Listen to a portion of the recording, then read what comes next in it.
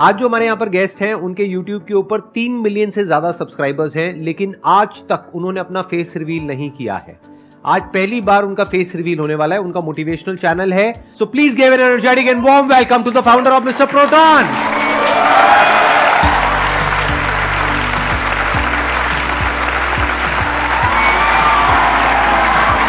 अरे अरे गले पे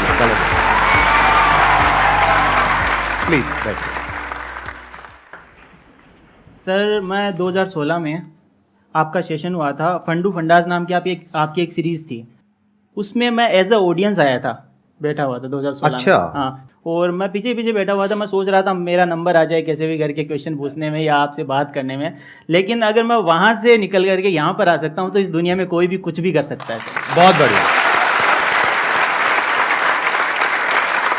आपने अपना ये चैनल कब शुरू किया था, कौन से साल में शुरू किया था? 2016 में ही किया था। आपका सेशन देखा। कहाँ से आई है मोटिवेशन अपना चैनल शुरू करने की, स्पेशली एक मोटिवेशनल चैनल? आपको 2014 से मैं फॉलो कर रहा हूँ। ठीक है। मैं 10th क्लास में था उस टाइम। सर का लास्ट लाइफ चेंजिंग सेमिनार जो था वो आया था यूट्यूब के ऊपर, तो उसको मैंने देखा था। मैंने कहा यार क्या बंदा है ये, मतलब खतरनाक है, स्टेज पे फायर लगा देता है पूरी तरीके से। मतलब ऐसा बंदा मैंने पहले कभी नहीं देखा था। मैंने कहा मोटिवेट होना है तो इनसे होना है और इनके जैसा बनना है। तो फिर मैंने सर की अडेप्टेशन लेना स्टार्ट कर दिया। सर जैसे बोलते थे वैसे हाथों को हिलाना, ऐसे कॉफ़ी पीते हैं तो भी ऐसे करते हैं सर। तो सर की जितनी भी चीज़ें वो अडेप्ट कर ली और 10th क्लास में सर से मोटिवेट होकर के 90% से ज़्यादा स्कोर किया 10th में। उसके बाद सर मैं 11th में आया। 11th के अंदर हमारी स्कूल में असेंबली होती थी, प्रार्थना सभा। उसके अंदर सबको अलग अलग टास्क दिए जाते थे कि ये कविता बोलेगा, ये मोटिवेशनल स्पीच बोलेगा, ये गीत गाएगा। तो मेरा हमेशा से था कि मैं मोटिवेशनल स्पीच दूंगा। तो मैं आपका सेशन घर से देख करके जाता था, सेम टू सेम डिट्टो जा करके कॉपी। अरे वाह, और कैसा रिस्पॉन्स आता था? रिस्पॉन्स अच्छा, बढ़िया। खतरनाक सर, खतरनाक। एक बार बताता हूँ आपको। हाँ, हमारे प्रिंसिपल थे, उनको तालियों से दिक्कत थी। वो बोलते थे ऐसे तालियां बजाते हो तो मच्छर या जो भी जीव होते हैं मरते हैं, बोलते थे। अहिंसा के मेरे सेशन में तो पता नहीं कितने मर जाते हैं। तो उन्होंने कहा कि तालियां नहीं बजानी है, अगर अप्रिशिएशन करना है तो ऐसे फूल ऐसे बरसा दो हाथों से। अच्छा, मैंने क्या फूल? ऐसे ऐसे फूल बना करके ऐसे बरसा दो। अच्छा, बस ऐसे ऐसे कर दो। ऐसे ऐसे कर दो। ठीक है। तो मुझे ये बात पसंद नहीं आई। मैंने कहा यार इसको चेंज करना पड़ेगा। और प्रिंसिपल सबके सामने बैठे थे और मैं घर से स्पीच आपकी देख करके रेडी करके गया और सबके सामने जाकर मैंने कहा कि आज मैं पत्थरों में जान फूंकने वाला हूँ। जैसे ही सेशन खत्म हुआ, स्पीच खत्म हुई, तालियों से गड़गड़ाहट शुरू और प्रिंसिपल हैरान ऐसे कि ये क्या कर दिया इसने। फिर लास्ट में मुझे वहां पर इतने अवार्ड्स मिले स्पीकिंग के, वो सारे आपकी वजह से। क्या बात है, आई एम सो ग्लैड। आप रहने वाले कहाँ के हो? कहाँ से आपने अपनी पढ़ाई पूरी करी? राजस्थान से हूँ मैं, चूरू से। जब आपने अपना चैनल शुरू किया तब आपकी एज कितनी थी? एज आई थिंक 2016 में किया था। अभी मेरी एज 24 साल है, तो 6 साल माइनस कर 6 साल माइनस कर लो, मतलब 18 साल। 18 साल। उसके बाद मैंने सोचा कि एक मिस्टीरियस चैनल बनाते हैं जिसके अंदर मिस्टीरियस तो चीज़ें होंगी, जैसे जो रहस्यमय चीज़ें होती हैं, लेकिन उनमें भी पॉजिटिविटी ढूंढेंगे।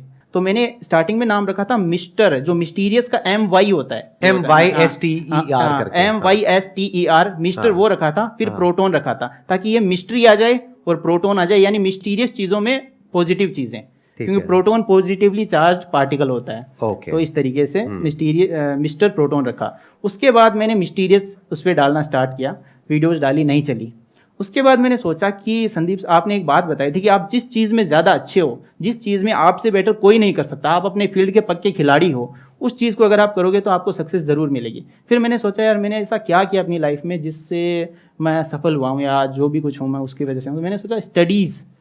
तो मैंने क्या किया, एज इट इज़ जो चीज़ें मैं फॉलो करता था अपनी पढ़ाई में, वो कि वो वीडियो में एज ए वीडियो बना दी और सारी चीज़ें में वो वीडियो डालते ही वीडियो में एक दिन में 1 मिलियन व्यूज़ आ गए उसमें। एक दिन में 1 मिलियन? और क्या नाम था उस वीडियो का? उस video secret study tips to score highest in every exam.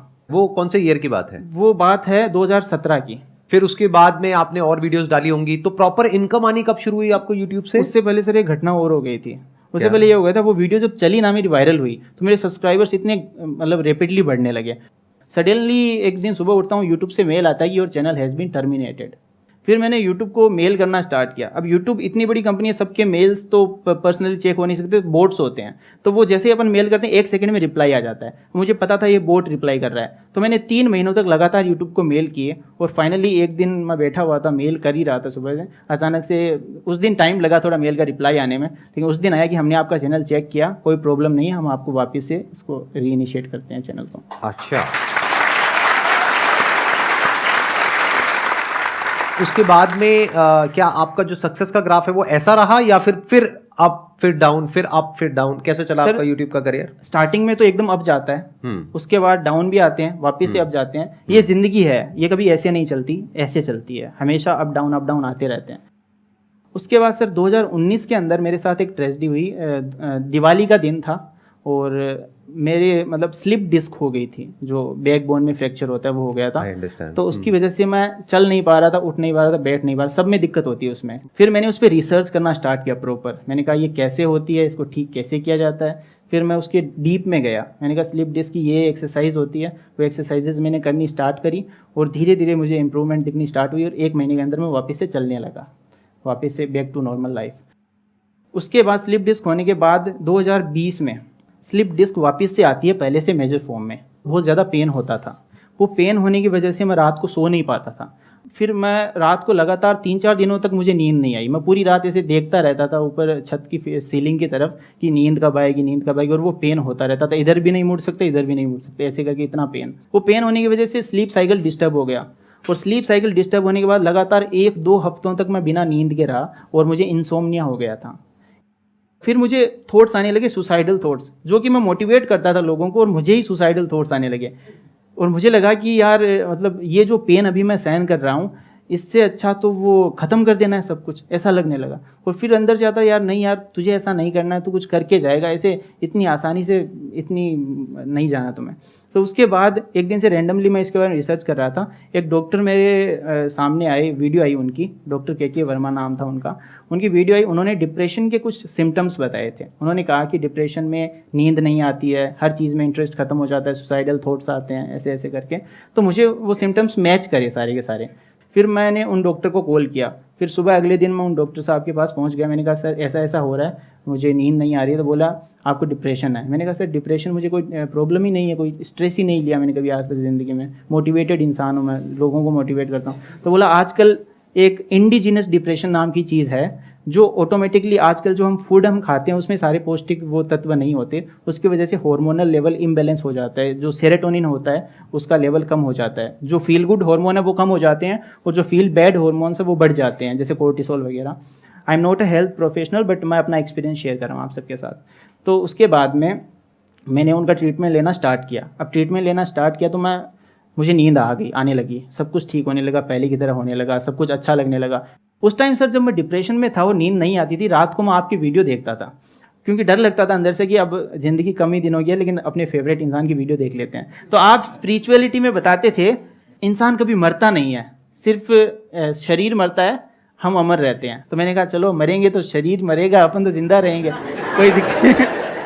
कोई दिक्कत मतलब मेरी वीडियोस को लोग अलग तरीके से भी इंटरप्रेट कर लेते हैं। I understand. हाँ, मैं समझ गया, क्योंकि हर कोई मेरी वीडियो को अपनी जो सिचुएशन है उसके हिसाब से इंटरप्रेट करता है। Right, I understand. तो मैंने सोचा, उससे मुझे हिम्मत मिलती थी, मैंने उससे लड़ने की, मैं हार नहीं मानता था। मैंने कहा वो डर खत्म हो जाता था ना अंदर से, अगर डर खत्म हो गया फिर डर क्या लगेगा किसी चीज से। मैंने अभी देखा, अभी कुछ टाइम पहले आपके चैनल पे आपने कम्युनिटी पोस्ट किया है कि अभी डिप्रेशन की प्रॉब्लम अभी भी चल रही है। तो आप एग्जैक्टली बताएंगे अभी क्या हो रहा है उसमें? सर ऐसा, डिप्रेशन का जो ट्रीटमेंट होता है ना वो काफ़ी लंबे समय तक चलता है। ऐसा नहीं है 1 महीने दवाई ली उसके बाद दवाई बंद कर दी। तो मैंने क्या किया, सही होते ही दवाई बंद कर दी थी। मेरी सबसे बड़ी गलती ये थी। हाँ, ये गलती है, ये मैंने गलती थी, मैंने दवाई अपने आप से बंद कर दी थी, जबकि साइकेट्रिस्ट से बिना पूछे आपको दवाई बंद नहीं करनी चाहिए। वो और कब बंद करी आपने दवाई? ये मैंने 2020 में 2-3 महीने लेने के बाद बंद कर दी थी। ओहो, अच्छा। उसके बाद बंद, वो फिर डिप्रेशन का एपिसोड दोबारा आता है वो और बुरे तरीके से आता है।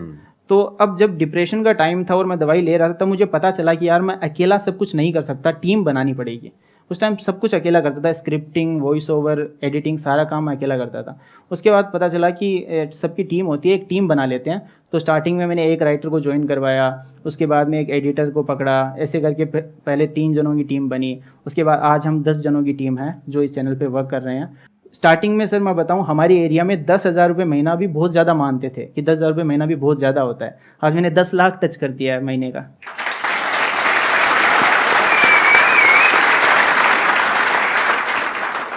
आपने सीटी बजाई, मैं आपको बता देता हूं वो 10 लाख रुपए इनको मिला है, आपको नहीं मिला है। मैं एक चीज़ में विश्वास करता हूँ, the show must go on. चाहे हम चले जाएं, हम ना रहें, लेकिन शो चलते रहना चाहिए, शो नहीं रुकना चाहिए। तो मैंने क्या किया, मैंने कहा अपन प्रोटॉन है, इलेक्ट्रॉन को ले आते हैं, ठीक है। तो मैंने प्रोटॉन की जगह फिर इलेक्ट्रॉन, एक वॉइस ओवर आर्टिस्ट हैं, दिल्ली के ही हैं, उनको मैंने पहले, अब आवाज़ भी ऐसी होनी चाहिए जो लोगों को पसंद आए, ऐसे लोग नकार दें ऐसी आवाज़ भी नहीं होनी चाहिए। तो मैंने बहुत रिसर्च करी, फिर उनकी आवाज़ में पॉजिटिविटी मुझे मिली, तो मैंने उनको अप्रोच किया। मैंने कहा मैं प्रोटॉन हूँ, आप मेरे भाई बन जाइए और बोलिए कि मैं हूँ मिस्टर प्रोटॉन का भाई, mister electron, so let's begin. अब मेरी वीडियो की शुरुआत हमेशा ऐसे होती है, तो दोस्तों मेरा नाम है mister proton, so let's begin, ऐसे स्टार्ट होती है। तो उन्होंने अब ऐसे कर दिया कि मैं हूँ मिस्टर प्रोटॉन का भाई, मिस्टर इलेक्ट्रॉन। तो ऐसे करके उनकी वीडियोज़ आने लगी अभी, और मुझे थोड़ा सा ब्रेक मिल गया बीच में, ताकि मैं मेडिसिन लेकर के वापस से बैक टू ट्रैक आ सकूं। और अभी इस सेशन के बाद मैं वापस से स्टार्ट कर दूंगा वीडियोस बनाना। एक्सीलेंट जी, और आपको करना ही चाहिए। मैं आपको बस इतना कह सकता हूं, अपनी लाइफ का जो भी मेरा एक्सपीरियंस है, मेरी एज आपसे ज्यादा है। आपकी एज कितनी है? मेरी 24 है आपकी एज, मेरी 42 है। तो मैंने लाइफ में बहुत कुछ देखा है, बहुत उतार चढ़ाव देखे हैं, और भी लोगों के एक्सपीरियंसेस देखे हैं, अपनी फैमिली में भी देखे हैं, खुद के भी माइंड के लेवल पे, बॉडी के लेवल पे बहुत तरह के एक्सपीरियंसेस देखे हैं। मैं बस आपको इतना ही कहना चाहूंगा कि ये जो फेजेस आते हैं ना हमारी लाइफ में, ये टेम्पररी होते हैं, बस इसको हमेशा याद रखना है। और हर प्रॉब्लम का सोल्यूशन होता है। कोई भी प्रॉब्लम कितनी भी बड़ी आपको लग रही हो उस टाइम पे, यानी आज हो सकता है आप लोगों की लाइफ में कोई बहुत बड़ी प्रॉब्लम हो, लेकिन वो आज बड़ी लग रही है, आने वाले 1 साल तक अगर आप हिम्मत रखते हो तो मेरी इस बात को याद रखना, 1 साल बाद आपको याद तक नहीं रहेगी कि ऐसी कोई प्रॉब्लम आई थी।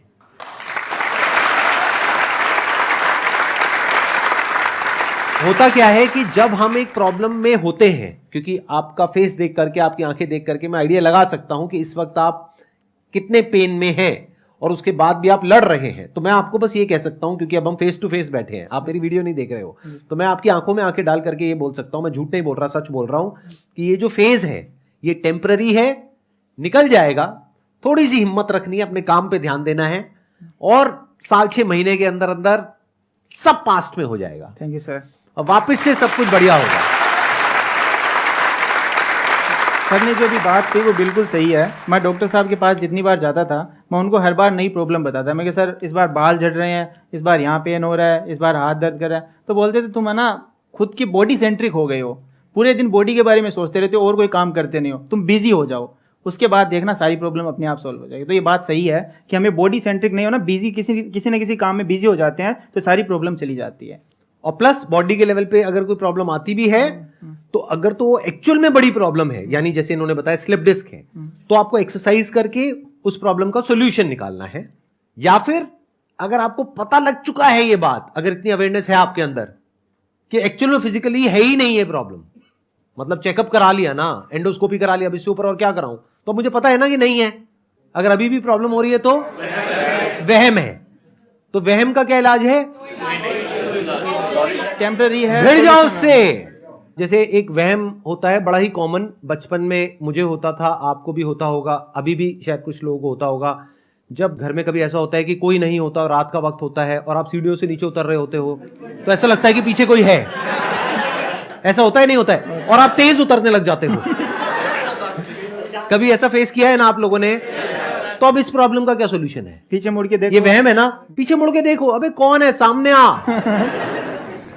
नीचे उतरने की बजाय ऊपर चढ़ो। सच बता रहा हूं आपको, भिड़ जाओ उस फियर से। बोलो रोज रोज मरने से अच्छा है इस भूत की वजह से एक ही बार मरेंगे, अब या तो तू नहीं या मैं नहीं।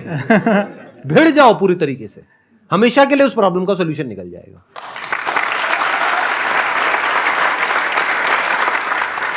थैंक यू सो मच अपनी ये स्टोरी आप यहाँ पर शेयर करने के लिए और इतना खुल करके दिल से सबके साथ में बात करने के लिए। और थैंक यू सर मेरा सपना पूरा करने के लिए आपसे मिलने का। अरे मोस्ट वेलकम जी, मोस्ट वेलकम।